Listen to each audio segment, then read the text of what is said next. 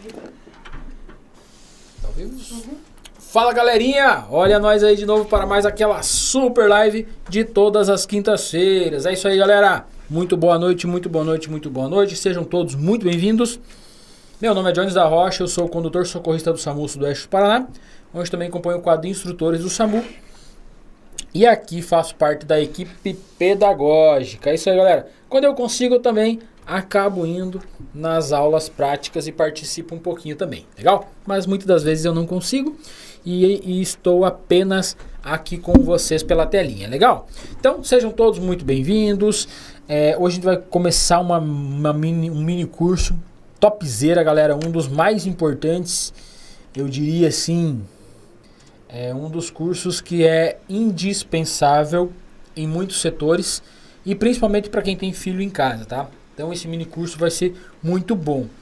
E lembrando que você, por fazer parte então, da nossa turma de socorrista, pessoas que estão se formando, pessoas que já se formaram e pessoas que estão chegando agora, conhecendo um pouquinho mais, é muito importante que você compartilhe essa live, galera. Olha só, quando você compartilha essa live, mais pessoas ficam conhecendo o nosso canal, certo? Isso é bom, tá? Mas é muito melhor para as pessoas que conhecem, que têm o contato com esse conhecimento, que ele é gratuito, tá? Então é muito importante que todos tenham esse conhecimento, tá? Quando a gente fala de suporte básico de vida, fala de Lei Lucas, ou qualquer outro tipo de protocolo que pode fazer a diferença na vida de alguém, é muito importante que muitas pessoas saibam, tenham contato, tenham esse mínimo de conhecimento para amanhã depois acabar fazendo diferença na vida de alguém, certo? Então é bacana quando você compartilha para que mais pessoas venham conhecer a nossa live, venham conhecer o nosso canal e venham adquirir um pouquinho de conhecimento aí para levar para casa. Legal? Lembrando também, galera, para você que realmente deseja ser socorrista, tá? Nós temos o mundo do socorrista. No mundo do socorrista você tem acesso a todas as lives. Hoje nós estamos na live 123, tá?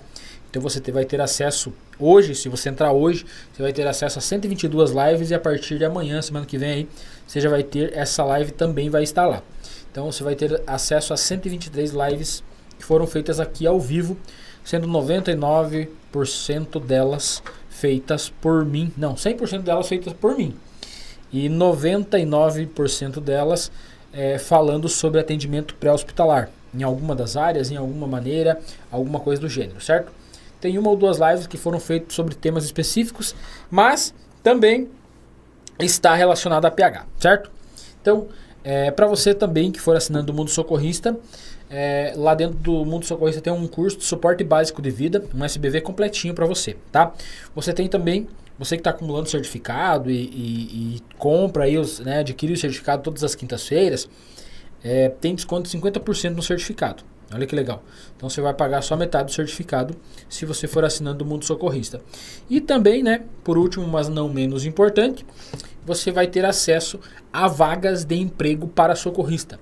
Técnico de enfermagem, enfermeiro, condutor socorrista, socorrista em rodovias, enfim. Tudo que a equipe consegue achar de editais relacionados a socorrista, eles jogam no grupo lá, que claro, quem faz parte, quem é assinando o Mundo Socorrista, faz parte de um grupo do Mundo dos Socorristas, né? E aí o pessoal fica postando lá os links para você ter acesso direto no edital de concurso público, processo seletivo simplificado e até mesmo contratação direta nas empresas particulares, certo? Então você tem acesso a um monte de coisa bacana ali, tá bom? Show de bola, né? Então para você que realmente deseja ser socorrista, esse é o lugar certo que você está. Legal? Também, galera, olha só, lembrem de se inscrever no nosso canal, deixar aquele like bacana e também ativar o sininho de notificações, tá? Toda semana tem conteúdo, né? Toda quinta-feira às 20 horas eu estou aqui ao vivo trazendo um conteúdo para vocês. Sempre alguma coisa relacionada a atendimento pré-hospitalar.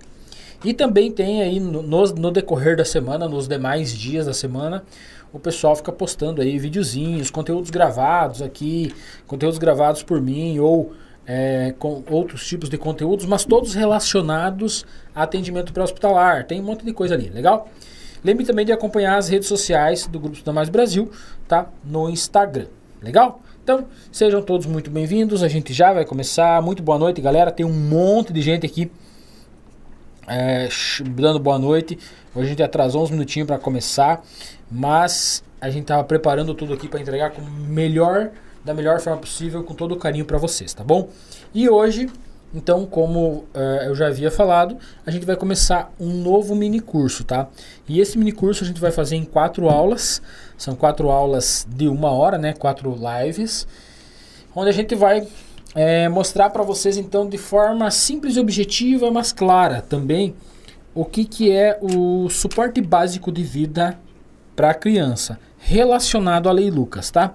É um suporte básico de vida mais voltado para a criança, mas esse suporte básico de vida para crianças está embasado na Lei Lucas, tá? Então, o que é exatamente essa Lei Lucas, galera? Só para vocês entenderem, lá em 2018, houve um incidente que acabou em uma tragédia em uma escola. Eu não vou falar para vocês exatamente a cidade, porque eu não me lembro onde é que foi. Enfim, era um piquenique, um passeio de escola, e um jovem, se eu não me engano, ele era cadeirante, e ele chamava-se Lucas, tá? E ele tinha 11, 12 anos, não lembro exatamente na época, e ele estava no piquenique da escola, era uma caminhada, enfim, era um passeio da escola. E eles serviram cachorro quente durante esse passeio para os alunos, o que é natural, né? Muitos colégios fazem isso, escolas fazem isso. Fazem passeios, piqueniques e caminhadas com as crianças e ofertam lanche durante o passeio, o que é natural. E o cachorro quente é um dos pratos prediletos, né, da piazada aí, comer aquela salsicha com pão, certo? Durante, então, esse momento, o Lucas, né, um menino cadeirante, ele acabou engasgando com a salsicha desse cachorro quente, tá? E como não tinha ninguém ali que soubesse fazer um suporte básico de vida, ou seja, fazer uma manobra de desengasgo e ajudar esse garoto, ele acabou vindo a óbito, tá? É uma história bem triste, só para vocês precisam entender da onde surgiu essa Lei Lucas. Então a mãe desse menino, vendo a perca desse menino e vendo, né, obviamente a necessidade de ter pessoas treinadas, pelo menos com um mínimo de conhecimento em suporte básico de vida, acompanhando crianças, né, principalmente nos passeios, enfim. Ela brigou muito, né, buscou força com os demais pais dos alunos do colégio, buscou força, começou a entrar no âmbito político também e tal, e ainda em 2018 foi então criada a Lei Lucas, tá? Então foi criada a Lei Lucas, embasado, né, nessa situação que aconteceu, e o nome deu-se pelo Lucas, o garoto que acabou falecendo, certo? Então, essa Lei Lucas, ela dispõe de que todos os colégios, sejam creches, concentração de crianças, né, sejam creches pré-escolares ou escolares, ensino infantil e médio, é obrigatório, tá? É uma lei federal que ela obriga, tá? É obrigatório que nessas instituições tenham por dia, tá? Por dia, por período. Exemplo, de manhã, à tarde e à noite, se tiver, obviamente, aula à noite ou concentração de crianças à noite, mas geralmente é manhã e tarde e muitas das vezes no período de meio-dia também, os colégios integrais e as creches, certo? Que tenham pelo menos 2 pessoas, tá? 2 pessoas, sejam elas professoras, pedagogas, secretários ou auxiliar de serviços gerais, enfim, qualquer pessoa que esteja nesse período, né, que tenha o conhecimento de suporte básico de vida pela Lei Lucas, ou seja, que saiba identificar um possível engasgo, realizar uma manobra de desengasgo, seja o tapotamento ou seja a manobra de Heimlich, e saiba identificar uma possível parada cardiorrespiratória e iniciar uma RCP de alta qualidade, seja em bebê, criança ou adolescente. E também a Lei Lucas abrange, né, no contexto do curso, outras situações que estão relacionadas também ao âmbito escolar, acidentes com crianças, enfim, quedas, tudo isso está relacionado também na Lei Lucas, tá? Tudo que pode acontecer dentro do colégio, mas está mais focado diretamente ao suporte básico de vida em crianças, que é ofertar uma chance de sobrevida para essa criança, seja realizando uma manobra de desengasgo, seja amparando essa criança no momento que ela sofreu uma queda, enfim, mesmo que não seja grave, para que ela não seja hostilizada ou abandonada ou fique em sofrimento, então que alguém saiba dar um suporte para essa criança, bem como em uma parada cardiorrespiratória, saber realizar uma RCP de alta qualidade, uma ventilação de alta qualidade e entender exatamente o porquê que deve se seguir esse protocolo, tá bom? Então é muito importante, né, que se siga, né, que seja seguida essa lei. Inclusive os pais que têm alunos nas escolas, aí nas creches, enfim, se eles têm o direito de ir na escola, conhecer essas pessoas treinadas, saber que os seus filhos estão sendo entregues para pessoas capacitadas, e se nessa escola não tiver, ele pode sim exigir que a escola seja capacitada, ou pelo menos alguns funcionários sejam capacitados para realizar esse tipo de manobra em uma situação de urgência e emergência. Legal? Então é muito importante, a Lei Lucas ela está relacionada a esse sentido, legal? Bem tranquilo, né? Então assim, galera, só para a gente dar sequência, a partir de 2018 iniciou-se vários projetos de treinamentos, enfim, e capacitação para profissionais, tá? Da área da educação, que recebem essas crianças, enfim, passam o dia com essas crianças. Inclusive o SAMU Sudoeste do Paraná, né? Para quem é aqui do Sudoeste do Paraná sabe que é só mandar um e-mail para o SAMU solicitando esse treinamento, tá? E o SAMU vai disponibilizar uma equipe de instrutores, inclusive eu fiz muito isso durante os últimos 3, 4 anos aí. E a gente vai no colégio, a gente vai na creche, a gente vai nas APAES, enfim, todos os lugares que solicitarem esse treinamento, que forem instituições públicas, tá? E a gente ministra esse treinamento, ele é gratuito, tá? O SAMU, ele oferta, né, ministra esse treinamento de forma gratuita para as escolas, para as creches, para as APAES, né? A gente treina bastante pessoal nas APAES, que é onde tem bastante crianças que têm dificuldade, às vezes, de mastigar, de deglutir, enfim. E a gente acaba fazendo esse treinamento para eles também, tá bom? Então, é gratuito. Aqui no Sudoeste do Paraná funciona dessa forma. No restante do Brasil eu não sei. Acredito que cada estado ele tenha um formato de aplicação dessa lei. No entanto, a lei federal ela dispõe disso que eu falei, 2 pessoas no mínimo por período de escola, né, por período da manhã e à tarde, que estejam presentes para realizar esse APH se necessário for, tá bom? Pode ter uma lei estadual ou uma lei municipal embasada na lei federal, tá? Para a lei embasada na Lei Lucas, certo? No entanto, essa lei estadual ou municipal que pode ser criada, ela deve ser melhor, ou seja, deve ser mais rígida ou melhorada do que a Lei Lucas original, tá? Exemplo, o deputado quis criar uma lei específica para o seu estado.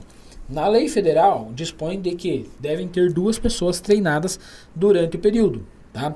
Então ele pode criar uma lei estadual específica para o estado dele, bem como o prefeito pode criar uma lei municipal específica para o município dele, e essa lei ela deve ser mais rígida do que a federal. Então, o estado ou o município pode criar uma lei, tá, orgânica dentro do seu município, e essa lei ela deve exigir então no mínimo 2, 3 ou mais pessoas treinadas dentro dessa instituição para realizar o SBV, caso necessário seja. Legal? Então, Lei Federal, Lei Lucas, a gente vai fazer ela em 4 partes, tá? Hoje a gente vai falar sobre a RCP em lactentes e em crianças, tá bom? Depois a gente vai dar sequência nos demais conteúdos no decorrer das próximas 3 semanas, legal? Então, hoje a gente vai falar sobre a RCP no lactente. Galera, olha só para vocês me entenderem, a RCP é um procedimento de compressão torácica de alta qualidade, a qual comprime o coração, comprime o tórax da vítima, fazendo o esmagamento do coração, fazendo com que ele bombeie, ou seja, com que ele mande sangue para os principais órgãos do corpo, que são ele mesmo, coração, o próprio coração, então o pulmão e o cérebro. Legal? Então são 3 órgãos, os principais, digamos assim. E esses 3 órgãos, eles são pulmão, coração e cérebro, tá bom? Então esses órgãos, por que eles são nobres, galera? Só para vocês entenderem por que eles são os principais, eles são os nobres. Pele, osso, músculo, esses órgãos, né, essas partes do corpo, eles aguentam em metabolismo anaeróbico, que é quando não há uma circulação sanguínea ofertando oxigênio, tá? Ofertando um oxigênio de qualidade para essas células. Células dessas partes, então, elas aguentam um período entre 4 e 6 horas, tá? Entre 4 e 6 horas essas células aguentam. Elas vão tirando energia da glicose, transformando em energia de backup e mantendo-se vivas por todo esse período, certo?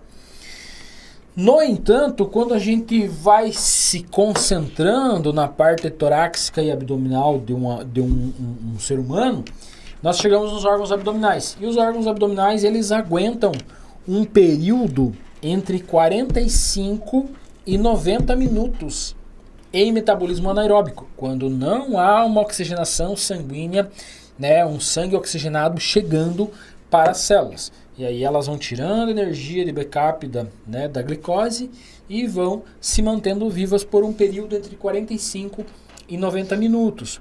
Ainda é bastante tempo, né? 45 minutos ainda é muito tempo. No entanto, quando a gente vai falar com os nobres, né? Quando a gente vai falar sobre os órgãos nobres, que são coração, pulmão e cérebro, esses, por sua vez, são órgãos que eles têm, né, uma autonomia a partir do momento que entram em metabolismo anaeróbico, ou seja, que não recebem sangue oxigenado, né, não recebem sangue rico em oxigênio. Essas células desses órgãos nobres, eles retiram, tá, da glicose, né, do açúcar que tem no sangue, energia de backup, por um período entre 4 e 6 minutos apenas, tá? Então, é muito pouco tempo para esses órgãos. E outra, esses órgãos, por serem nobres, eles não, as células deles não se reconstituem, tá? Morreu, acabou, não tem mais o que se faça, certo? Então, essa é a importância de identificar uma parada cardiorrespiratória e iniciar uma RCP de alta qualidade. Fazer com que esse coração, sendo esmagado dentro daquele tórax, consiga mandar sangue para ele, para o pulmão e para o cérebro, tá? Essa é a importância de realizar essas manobras o mais rápido possível, ou seja, assim que é identificada uma parada cardiorrespiratória, tá bom? E ela segue um padrão, assim como os demais protocolos de atendimento pré-hospitalar, nós temos um protocolo de RCP também, tá bom?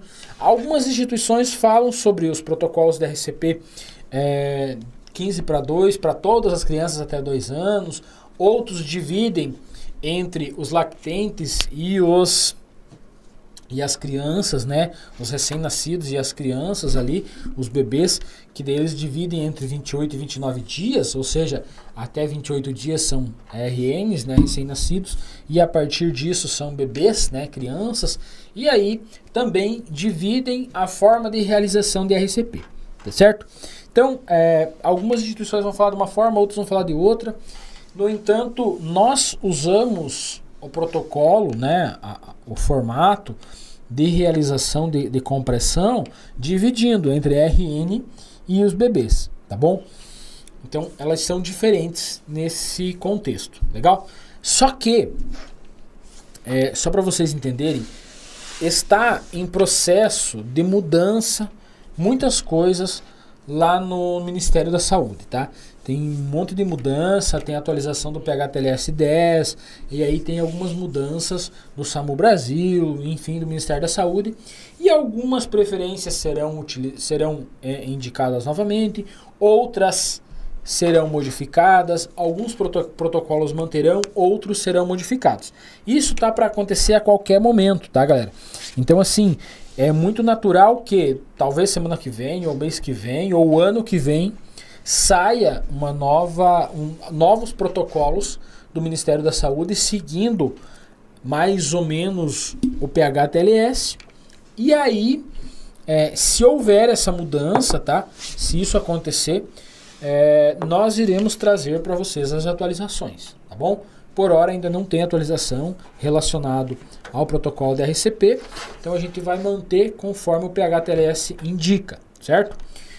Essa mudança pode acontecer a qualquer momento, em algum momento isso vai acontecer, tá? Algumas mudanças irão acontecer, no entanto, ainda não há.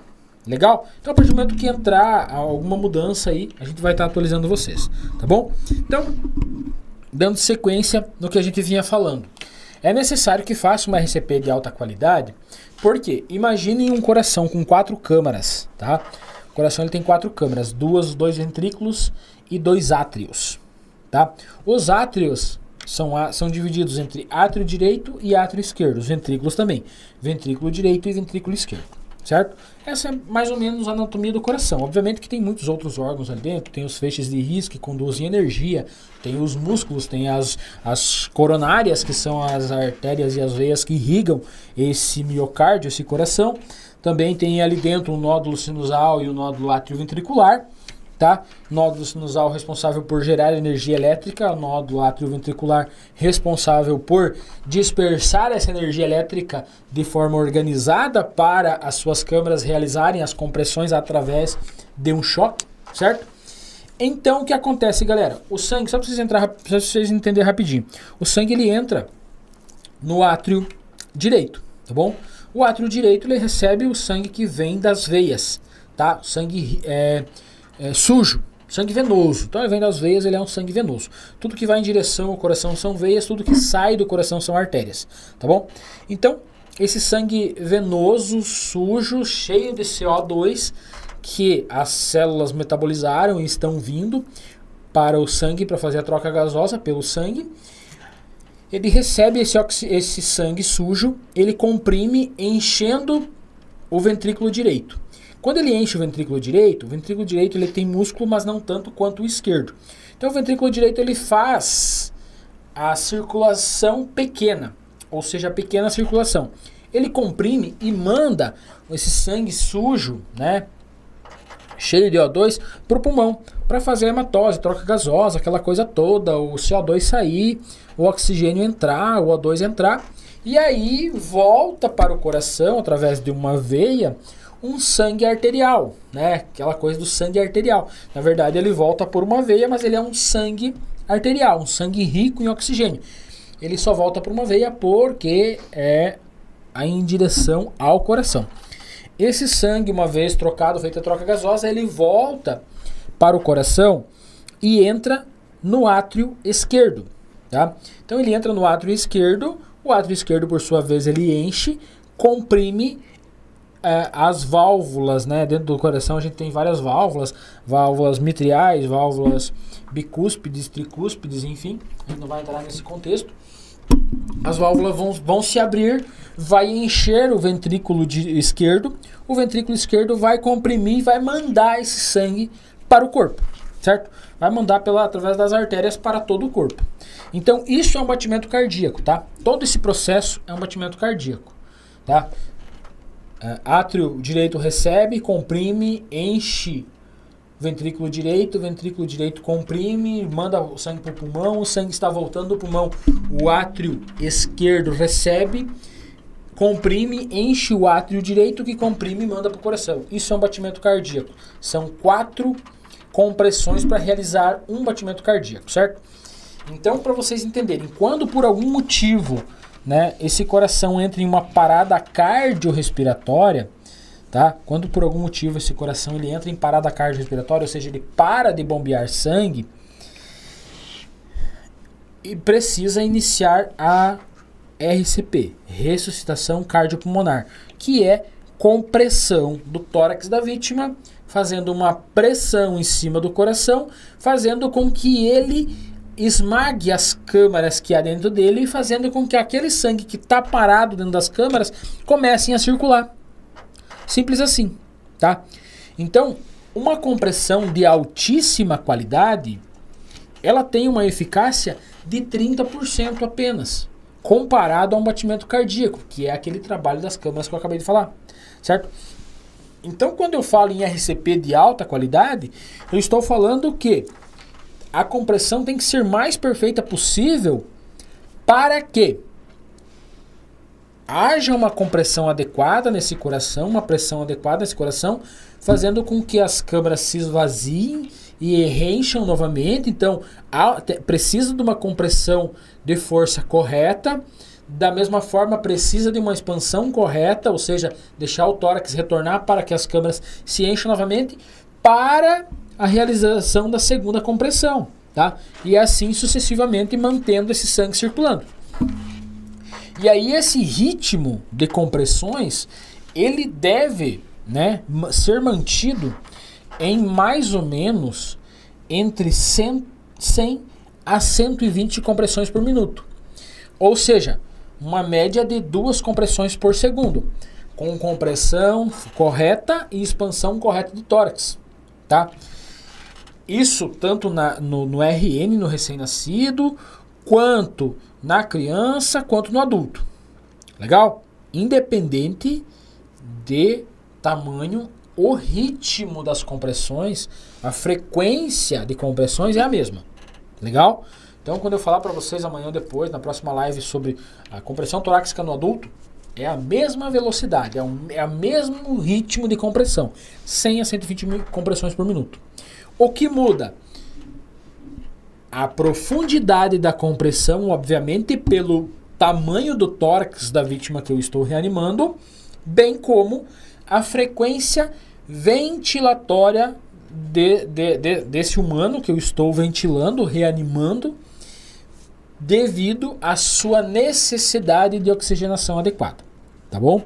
Então, uma criança, por ter uma cabeça maior, ela ter a cabeça desproporcional ao corpo, ela precisa de uma grande quantidade de oxigênio, ela tem uma ventilação muito mais rápida do que um adulto, o pulmão dela é muito pequeno, a troca gasosa é muito pequena, então ela tem uma frequência ventilatória muito aumentada, ou seja, muito mais rápida, certo? Então é necessário que precise ofertar mais oxigênio, ou seja, intercalar mais ventilações entre essas compressões na criança, quanto menor ela for, certo? Então, quando eu estou comprimindo uma criança, vamos falar sobre o RN, o recém-nascido, que vai do primeiro momento que ele nasce até 28 dias. Até ele completar 28 dias, ele é um RN, recém-nascido, tá bom? Esse recém-nascido tem um tórax pequeno, 90, né? Todas as crianças pequenas têm, obviamente, recém-nascido tem tórax pequeno. Então a profundidade dessa compressão também é mudada comparada a uma criança maior, tá bom? E a profundidade desse bebê na compressão é de apenas 3 centímetros, ou 1/3 de tórax.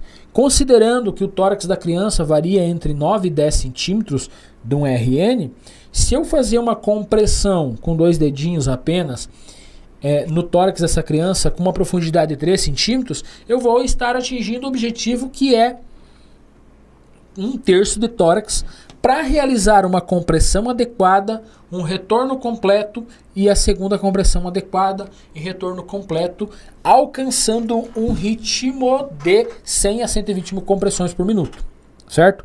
Então a profundidade da compressão no RN até 2 anos, agora falando diretamente, até 28 dias, vamos focar, dividir por partes para não confundir.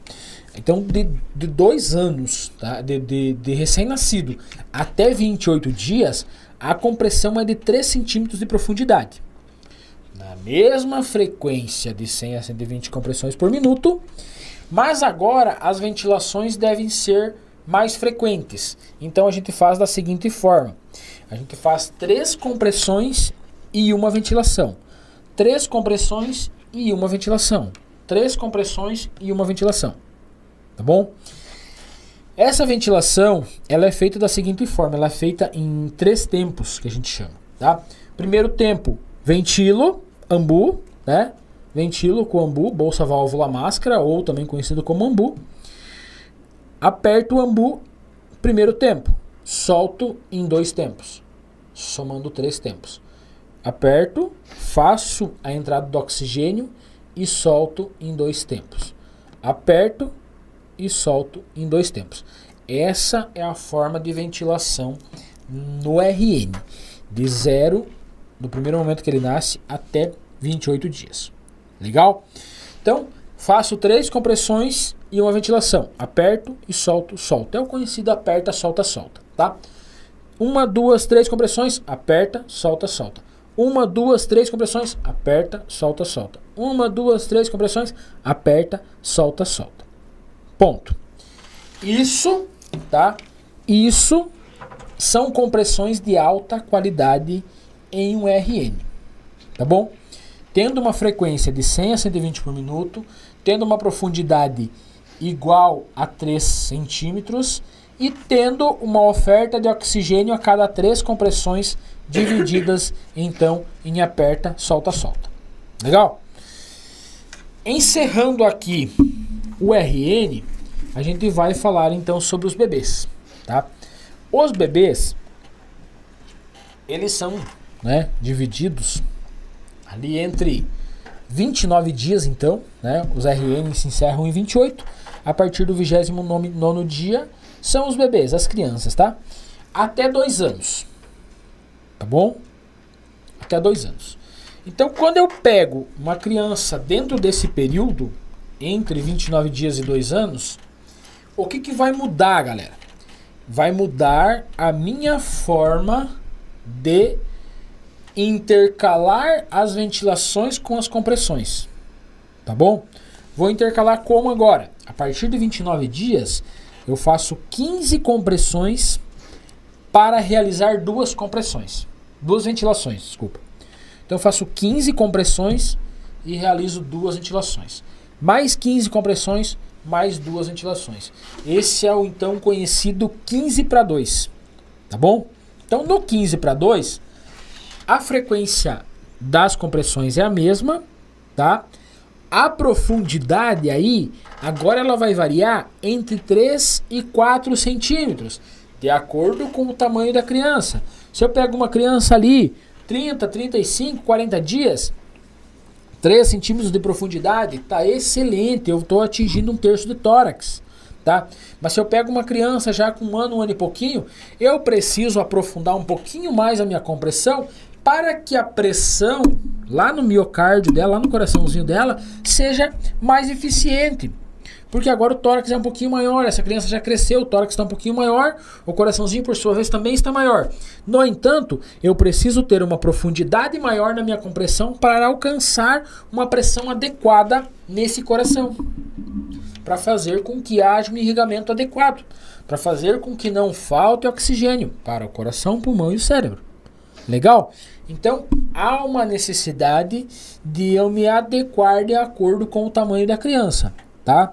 A frequência continua de 100 a 120 por minuto.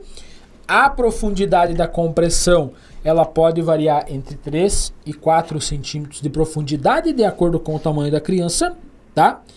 E a frequência ventilatória agora é de 2 ventilações a cada 15 compressões, tá?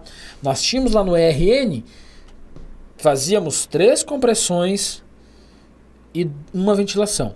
Agora nós temos uma criança, um bebê entre 29 dias e 2 anos, e eu farei 15 compressões para daí ventilar, só que eu ventilo 2 vezes. Mesmo protocolo do bebê, de compressão, de ventilação. Aperto e solto em 2 vezes, tá? Aperto, solto, solto, aperto, solto, solto, reinicio as compressões. 15 compressões, 10, 11, 12, 13, 14, 15, aperto, solto, solto, aperto, solto, solto. E aí, sucessivamente eu dou sequência nas compressões e ventilações dessa forma. Até, obviamente, a chegada da ajuda, né? A gente não precisa falar sobre isso novamente na Lei Lucas, né? Não precisa falar sobre isso. A gente fala sempre. Identificado uma parada cardiorrespiratória, identificado o engasgo total, inicia-se pelo pedido de ajuda e na sequência, então, inicia-se as compressões ou as manobras de desengasgo, certo? Então, dividindo novamente, criança de 0 dias, ou do dia em que nasceu até 28 dias, 3 compressões, uma ventilação, aperta, solta em 2 tempos, e a compressão deve ter uma profundidade de 3 centímetros, com um ritmo de 100 a 120 por minuto. Quando passa uma criança, ela passa de 29 dias a 2 anos, as compressões agora têm uma profundidade um pouquinho maior quanto maior for essa criança, variando entre 3 e 4 centímetros de profundidade. A frequência dessas compressões é a mesma, de 100 a 120 por minuto. No entanto, a ventilação intercalada com essas compressões é de 15 compressões para 2 ventilações. Aperta e solta em 2 tempos. Aperta e solta em 2 tempos. E assim sucessivamente. Legal? Tranquilão, né? Galera, na dúvida, olha só. Deixa eu molhar a garganta aqui. Na dúvida, entre a idade da criança, não sei se tem 25, não sei se tem 28, não sei se tem 30, não sei se tem 35 dias. Não sei se tem 1 mês ou tem 2. Na dúvida, protocolo 15 para 2. Tá? Na dúvida. 15 para 2, sem prejuízo para a vítima, tá bom? Na dúvida. No entanto, se eu sei exatamente a idade dessa criança, eu tento encaixar dentro do protocolo mais adequado para ela. Na dúvida, às vezes a mãe está apavorada, às vezes a professora está apavorada, não sabe, né, se essa criança tem exatamente 1 ano ou já tem 2, enfim. Devem saber, mas nem sempre, na hora do desespero, apavoramento ali, elas conseguem te falar exatamente a idade adequada, a idade exata dessa criança. Então, na dúvida, protocolo 15 para 2, certo? E aí, quando eu passo da criança de 2 anos, tá? Passei de 2 anos acima, agora o protocolo é de 30 compressões para 2 ventilações. Tá? Nós tínhamos um protocolo de 3 para 1, depois o protocolo foi de 15 para 2 e agora nós temos um protocolo de 30 para 2. 30 compressões, 2 ventilações.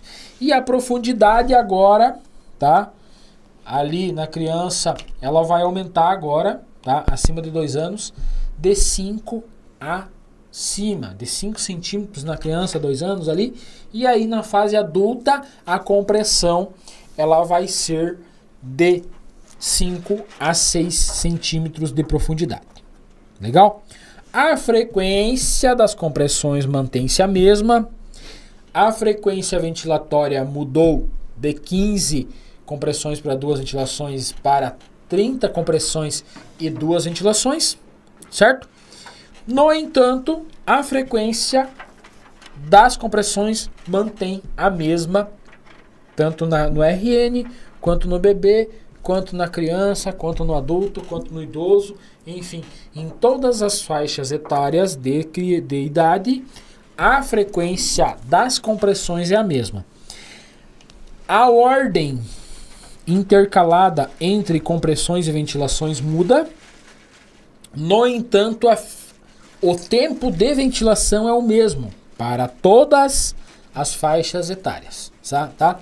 Então, tanto na criança, que eu vou fazer 3 compressões para 1 ventilação, né, no RN, quanto no bebê, que eu vou fazer 15 compressões para 2 ventilações, tanto no adulto ou na criança, acima de 2 anos, que eu vou fazer 30 compressões para 2 ventilações, independente dessas faixas etárias, a frequência ventilatória é de 1 ventilação por segundo, tá? Então, se a criança vai receber 2 ventilações, são 1 por segundo. Exemplo, 1, 2. 1 ventilação por segundo. As compressões são as mesmas, tá? O que muda é a profundidade, mas não a frequência. O que muda é o encaixe, tá? Das compressões mais ventilações. No entanto, o tempo de ventilação é igual de 1 segundo por ventilação.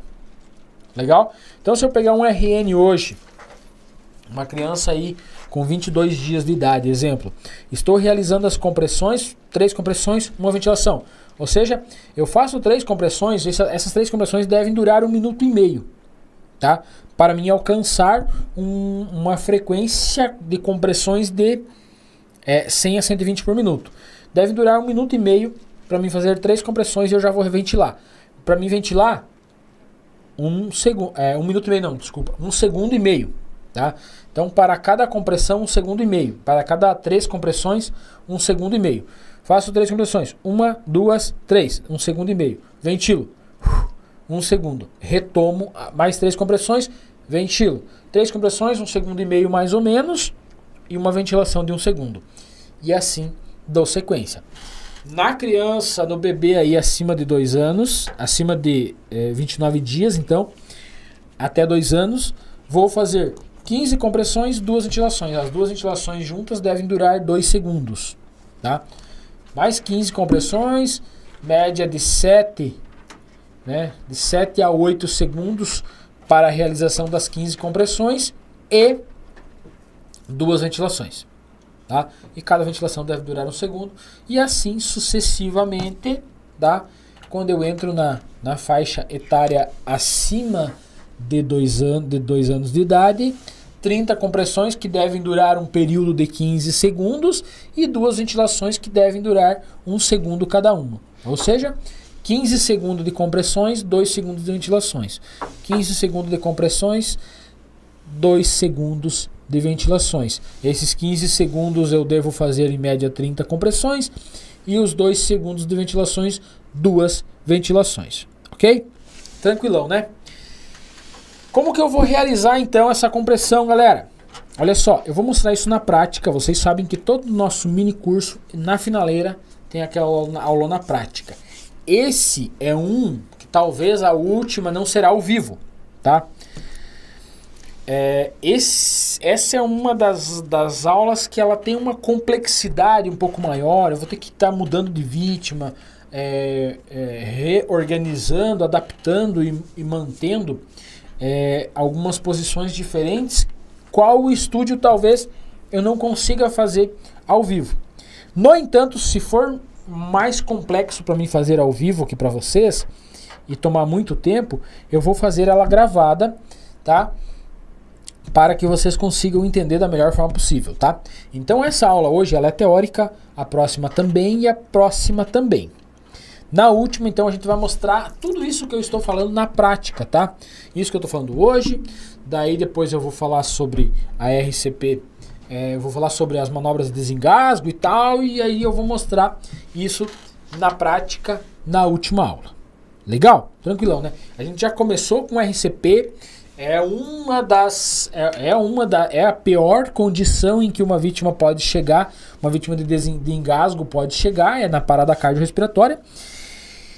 Haja vista, nós começamos com ela por primeiro, certo? Para quê? Para que você entenda que o conteúdo realmente é necessário. Então é necessário que você assista as 4 aulas, tá? Para que você entenda a teoria e a prática exatamente como que funciona. E aí, para a última aula, eu recomendo para você que é nosso seguidor, para você que realmente tá aqui para buscar conhecimento, seja para curso, seja para levar para casa, seja para levar para escola, não sei para onde você vai levar, independente do que você vai fazer com esse conhecimento, e que só tem como fazer o bem com um conhecimento desses, que para a última aula daqui, né, na quarta semana, contando hoje com a primeira, na quarta semana, você venha, né, assistir a live e tenha em suas mãos uma boneca ou uma criança, e você vai fazer isso na prática junto comigo, tá bom? Eu vou mostrar na prática como que posiciona, os dedinhos ali tudo certinho, no centro do tórax da criança. A gente vai achar a linha central da criança, a gente vai achar a linha mamilar da criança, e aí no centro do tórax, entre a linha central e a linha dos mamilos, posiciona 2 dedinhos e aí realiza as compressões. Vou mostrar essas compressões com profundidade, com frequência ventilatória também. Legal, né? Topzera. Então, fica ligadão. A live da próxima semana vai ser produtiva da mesma forma. A gente vai aprofundar o conteúdo. Vocês vão entender a importância do conteúdo, a importância de saber o que está fazendo, do porquê que está fazendo e a importância de que seja feito esse atendimento de alta qualidade, certo? E agora, para vocês entenderem a importância das compressões de alta qualidade, é pelo seguinte, galera, olha só. Falei sobre o tempo que o coração e o pulmão e o cérebro aguentam sem oxigênio, ou seja, sem uma compressão de alta qualidade ou sem um batimento cardíaco. Falei, né? Falei entre 4 e 6 minutos, certo? Só para vocês me entenderem, a partir do momento que uma pessoa ela entra em parada cardiorrespiratória, a cada minuto que passa, essa pessoa ela perde 10% de chance de sobrevida, tá? Então, se passar 10 minutos sem essa pessoa receber uma RCP de alta qualidade e ela estiver esses 10 minutos em parada cardiorrespiratória, é óbito, não tem mais o que fazer, o cérebro morre, certo? Então é muito importante que você entenda isso. Identificou uma pessoa em parada cardiorrespiratória, inicie-se a RCP o mais rápido possível. O que acontece às vezes? A pessoa desmaia e as pessoas chegam lá e grudam a mão no peito e começam a fazer RCP. Tá? Começam a realizar RCP no peito da vítima lá, fazem 3 ou 4 compressões. A compressão é esmagar o tórax, isso dói, machuca. Tá? E aí a pessoa que estava só desmaiada, dormindo, apagada, ela acorda gritando de dor, né? Ela dá um pulo. E aí as pessoas acham que reverteram uma parada cardiorrespiratória. Na verdade, você só fez um estímulo doloroso em uma pessoa que estava em um episódio de síncope. Ela estava desmaiada e você fez um estímulo doloroso. Tá? Compressão torácica de alta qualidade numa parada cardiorrespiratória, é necessário ciclos e mais ciclos de 2 minutos, de mais 2 minutos, mais 2 minutos. Às vezes você leva 1 hora realizando compressão para daí entrando com protocolo de drogas, né, protocolo de medicação, adrenalina e tal, para daí talvez essa vítima voltar, entra com o choque, o desfibrilador externo automático, o DEA, ministra o choque, realiza ali a desfibrilação da vítima, para daí ela voltar. Muitas das vezes não é necessário o choque. Às vezes ela assume um ritmo cardíaco conhecido como assistolia, tá? Que é quando o coração está completamente parado. Então só realizar compressões pode ser o suficiente. Quando o coração assume um ritmo de taquicardia ou fibrilação ventricular. Taquicardia ventricular ou fibrilação ventricular. A taquicardia é quando a atividade elétrica está bagunçada. Na próxima live eu vou falar um pouquinho mais sobre o miocárdio e sua atividade elétrica, tá bom? Então vai ficar muito pesado o conteúdo. A atividade elétrica ficou bagunçada, eu tenho uma taquicardia ventricular. Os ventrículos estão comprimindo muito rápido, não dá tempo de encher de sangue, então eles não bombeiam o sangue, porque os átrios estão comprimindo de forma mais devagar. E aí não dá tempo desses ventrículos receberem sangue o suficiente para enviar. Então eles fazem uma compressão muito rápida, chama-se isso taquicardia ventricular, tá? Na taquicardia ventricular e na fibrilação ventricular, que é quando o ventrículo está recebendo choque simultaneamente, um seguido do outro, com intervalo de milésimos de segundo, ele treme, ele não comprime, ele só treme, ele recebe choque o tempo todo. Os feixes de His, que são os ligamentos que estão por dentro do músculo cardíaco, que levam a descarga elétrica para o músculo cardíaco, eles estão recebendo choques em período muito curto, e aí não faz a compressão, ele só treme. Então isso se chama fibrilação, fica fibrilando o ventrículo e não faz uma compressão adequada, ou seja, não bombeia sangue. Nessas duas condições indica-se o choque. O DEA faz a leitura e ele indica choque. Se ele fazer a leitura e falar choque recomendado ou choque indicado, significa que a vítima está ou em taquicardia ventricular ou em fibrilação ventricular. Se a vítima estiver em assistolia ou AESP, a AESP é conhecida como atividade elétrica sem pulso. Atividade elétrica sem pulso é o quê? Tem uma atividade elétrica, o coração está batendo de forma organizada, no entanto ele está sem sangue. A vítima entrou em choque hemorrágico, perdeu muito sangue, não chega sangue suficiente para munir esse coração de sangue, para que ele consiga enviar sangue para o corpo. E aí nessa condição o coração fica batendo vazio por um curto período de tempo. No entanto, nesse curto período de tempo tem uma compressão adequada, os choques estão organizados, ou seja, a energia ainda está organizada, no entanto o coração está vazio, então ele não faz pulso. O que acontece? Não bombeia sangue, tu não consegue sentir o pulso não é palpável. Nessa condição indica-se apenas compressões torácicas. Ok? Nessa e na assistolia, tá? Apenas compressões torácicas, conhecidas como AESP, atividade elétrica sem pulso, e assistolia, apenas compressões. Se o DEA faz a leitura e o coração se encontra em uma dessas configurações, ele não indica choque. E aí você retoma as compressões. Isso tanto no adulto, quanto na criança, quanto no bebê, todos funcionam da mesma forma, certo? Se ele indicar choque, significa que o coração está ou em taquicardia ventricular ou em fibrilação ventricular. Tanto no bebê, no RN, na criança, quanto no adulto, certo? Tranquilão, né? Conteúdo pesado. Tentei falar com mais calma e tranquilidade. Acredito que eu não tenha deixado muitas dúvidas. No entanto, eu sei que é um conteúdo pesado e só que é necessário. É necessário que vocês entendam o porquê das compressões serem de alta qualidade, certo? Então, relembrando, uma compressão cardíaca são 4 câmaras comprimindo de forma organizada. Uma compressão torácica é o esmagamento do pulmão, do coração. Nem perto um esmagamento do coração chega de uma compressão adequada, tá? De uma contração adequada. Nem perto. A compressão não chega nem perto de uma contração adequada. No entanto, é melhor uma compressão de altíssima qualidade do que nada, tá? Então, uma compressão de alta qualidade vai ter uma eficácia de 30% a 40%, o que é muito bom para um coração que está completamente parado.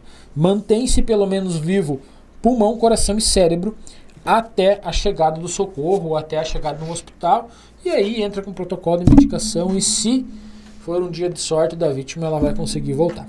E é muito top fazer uma vítima retornar de uma parada cardiorrespiratória. É muito legal. Legal, galera? Show de bola, né? Então, conteúdo pesadão. Na próxima aula a gente vai dar sequência falando sobre a Lei Lucas. Vou falar mais um pouquinho sobre a Lei Lucas. Vou citar algumas situações. E aí, na sequência, a gente vai entrar falando então sobre... Acho que eu não sei, a gente nem organizou isso ainda. A gente está tratando durante a semana do que a gente vai falar. Provavelmente a gente vai falar sobre as manobras de desengasgo, tanto no bebê quanto no adulto. A gente vai falar sobre a fisiologia da garganta, né, do sistema respiratório, enfim, da boca, de todas as câmeras ali e traqueia, enfim, que fazem parte do sistema respiratório. Legal? Tranquilão, né? Vamos encerrar por hoje, galera.